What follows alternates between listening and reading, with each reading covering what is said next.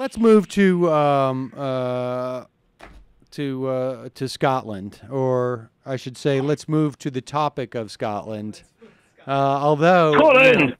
we spoke to John Nichols from, I think he was in Glasgow, and it sounded like it was a lot of fun. And the first thing, Any excuse for a party with drinking in Scotland, they'll find it. I got to tell you, respect about them, by the way. when we were talking to him, and he was talking about the incredible energy on the streets in terms of the yes vote. The only thing the thing that kept resonating in my head, and was when I was up in New Hampshire in 2008 for the Republican primary, and if you based your predictions on the excitement on the street in Manchester, New Hampshire. Now, I will say this.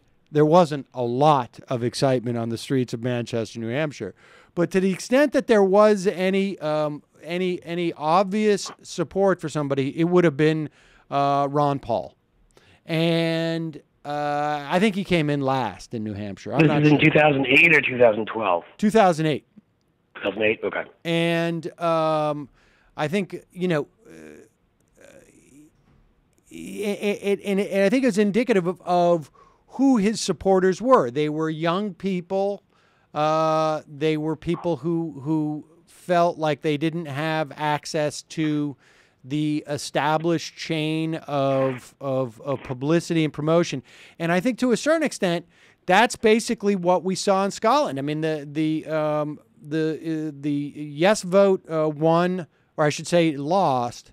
No vote won 55-45, more or less. Right. And the numbers on the breakdown of youth was stunning.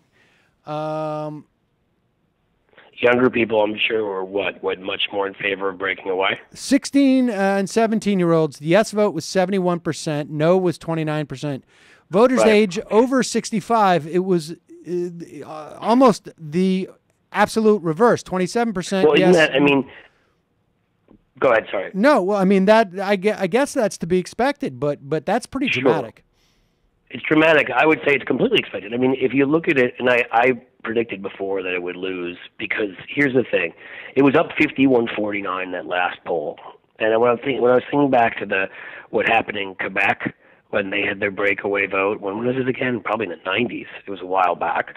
And when I was thinking about some of the early gay marriage votes, the thing is that people are, and this gets much more pronounced as we know as you get older, see Republican Party old white men, people get more and more scared of change. And I think when they get into that polling booth to vote, some people that initially thought they would do it just can't bring themselves to do it. It's the devil they know versus the one they don't. Right. And so the thing is that I really think when I saw it was only 51-49 in favor in that last poll, I was sure it was going to lose, because it seems like to me on every one of these types of situations, they 5, something like that, 7, 8 points drop off in the end. So you really have to go in, I think, with close to 60% to feel confident that you're going to win. But again, that tells you the story, the demographic breakdowns you just did. It's sort of like in this country, what tells you the story of where we're headed because of the demographics. There's an older group of people. They're set. They know where they're. Especially those who are older and still working. They know their financial situation. If Scotland breaks away from England, who knows?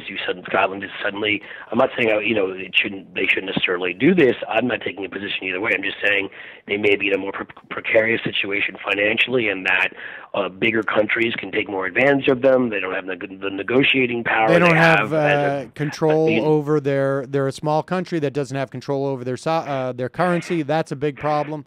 Exactly. They lose some of some natural resources. I mean, they're just, when you become a smaller country that doesn't have the relationships that London has with, going back centuries with countries, not always good, of course, but built over centuries, let's say, with some of the countries, bigger economies in Europe, Germany having the biggest economy, France having a big economy, and others.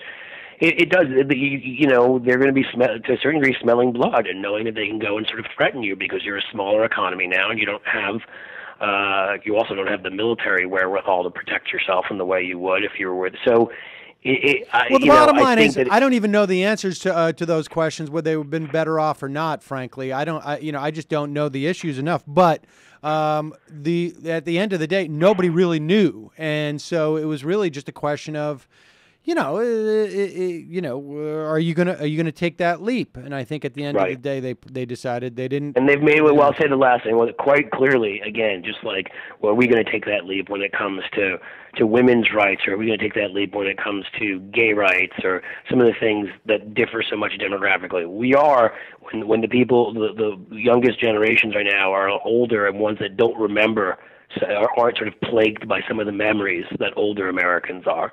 And it's the same thing there, clearly.